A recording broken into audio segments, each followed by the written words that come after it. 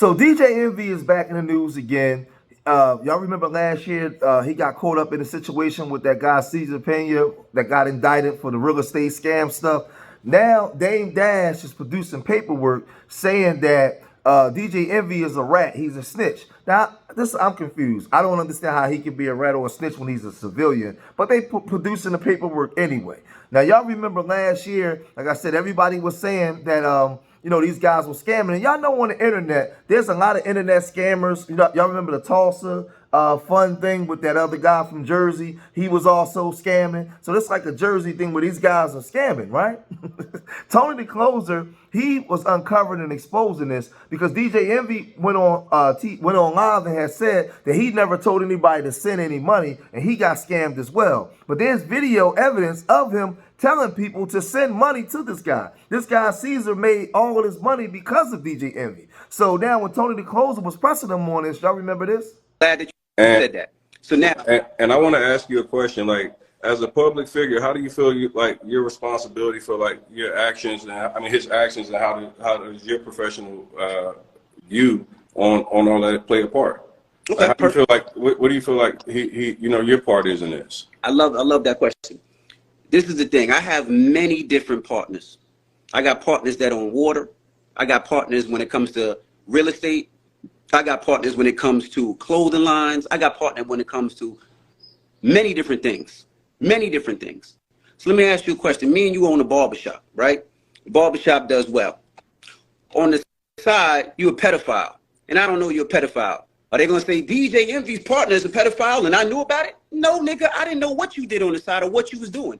Not to say that even Caesar was doing anything right or wrong, because I honestly don't know. That's between them and whatever happened. But did I say, here, take this money and give it to this person or do this with this money? I never did. And nobody's ever come to me. And anybody who's ever came, if you ever came to my seminar, I tell everybody on this stage, whether it's credit repair or it's a conventional lender, do your homework, because I don't trust anybody. And I said that. And I said the reason I don't trust anybody is because, like anything in this world, somebody will treat me different because I'm a quote-unquote celebrity than they'll treat somebody else. And if you've been to my seminars, I say that a million times, where the speakers get offended sometimes. But the reason I do that is because I don't trust people. Now, Envy, when the ball first dropped, was going out of his way to try to prove to people that he had nothing to do with this, right? He, like you see what he was saying when he was on Tony the Closer. And he would go on to his show and say he had nothing to do with it. But they brought him on to the Breakfast Club. He even had videos where he's with this guy, Caesar, and they're promoting their business. It's DJ Envy. Join us July 31st right here at the Jacob Javits Center. We're doing a real estate seminar talking everything real estate, from Airbnb to wholesaling to flipping. Not only that, you can partner with us on some deals. Make some money with us, your partner. And we'll see you July 31st. So Envy is in trouble because, see, this is not back in the day. We're in the age of social media and machines. Like you can Google, you can get information, the information age. You get information way faster today than you ever could. So DJ Envy think he could just come out and tell anybody anything and everybody just go for it. There was guys that gave him hundreds of thousands of dollars because of DJ Envy, right? And they want their money, and they looking back at Envy because they saying, we rock with this dude because of you. You have a syndicated show that everybody watches, you and Charlamagne, and we wanted to be in that business because we saw you being successful and you was promoting it. Nigel Chamblin says he was conned by Caesar into investing $235,000 in that same Patterson property, along with two others, $300,000 each for homes in Hawthorne and in Maplewood. $835,000 in total on all three houses. There were other people investing in the exact same properties. It was a scam. It was a lie.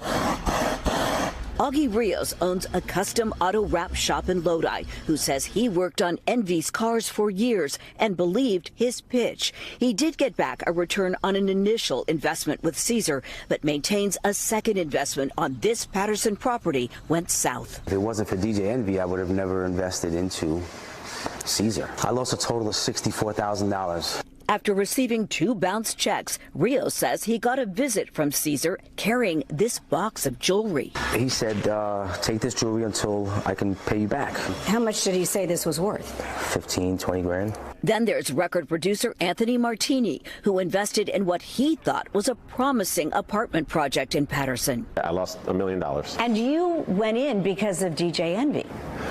Yeah, I did. I mean, you know, I'd known Envy for years. Martini's attorney has filed a lawsuit. It's some sort of Ponzi-like scheme where he's taking money from one investor to pay off other investors. You're looking at over $40 million invested with the Piñas in their company. So they said that this went all the way upwards to $40 million.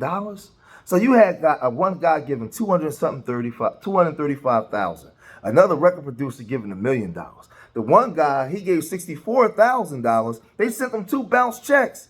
Then he came back with some jewelry, right, and said, keep this jewelry. So it's just like he was taking money to pay off other people and getting this money to do this. And man, this guy ain't know what he was doing. Like, this is crazy. But when they say that people don't support, people do support and they give in money, man. But you being grifted, this is crazy, man. And all this is because of DJ Envy. DJ Envy is the one that came out and put his stamp of approval on this situation, right?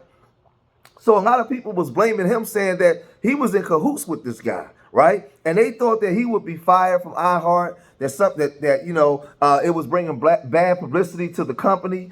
This guy was looked at as a scammer, and the company the corporations don't want to be affiliated with this guy. So early on, they was talking like this. I do think that Envy will end up losing his job.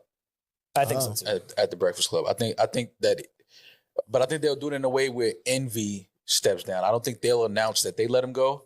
I think they'll just tell him, like, yo, bro, you're gonna have to step down. I definitely see that. I see that happening for sure. Because at this point, it's too many people, it's too many lawsuits coming in, and you actively were bringing this gentleman up there on the radio station. Promoting. You were shooting content with him. Y'all shared the same office space.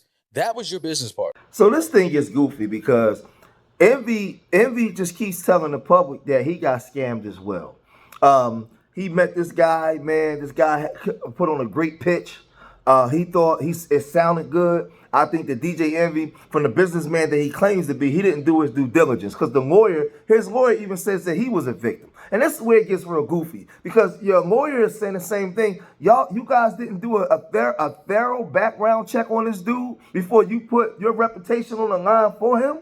You are in videos telling people, yo, come on in, bring that money in, right? You're on video saying this kind of stuff. So you put your reputation on the line. As hard as you worked all your life to obtain and maintain what you have, you was willing to throw it all away for this dude. He had nothing to lose. He was a common criminal, crook, right? Now, some would say that Envy was going to be indicted soon, but he wasn't. And we was all wondering why he wasn't indicted. Well, this is what the news was saying. Envy, whose real name is Rashawn Casey, declined to talk to the I-Team, referring us to a powerful Manhattan real estate attorney. He says the radio personality lost $500,000 to the Piñas in an investment deal to transform this vacant school building in Patterson into rental units. He is a victim, just like the other alleged victims are in connection with the scam. Why, if he's a victim, hasn't he filed a lawsuit against the Piñas? He has a legal right to file whenever he deems fit. He is now contending with cases that are being filed every day improperly against him. Why not come out on his radio show and warn other alleged victims if he feels that he was? It's an ongoing, they're ongoing litigations. And there is no room for them on, any sort of radio show. A lot of people say they bought in because of Envy's reputation. Does he not have some responsibility? Absolutely not. The only reason why Envy is sued is to sensationalize the case. The attorney is seeking dismissals of all the lawsuits. As for the Piñas, we caught up with Caesar's wife, Jennifer, in Bergen County. Do you have anything to say to the alleged victims? I say, just hold tight and we're going to come through. Where's the money?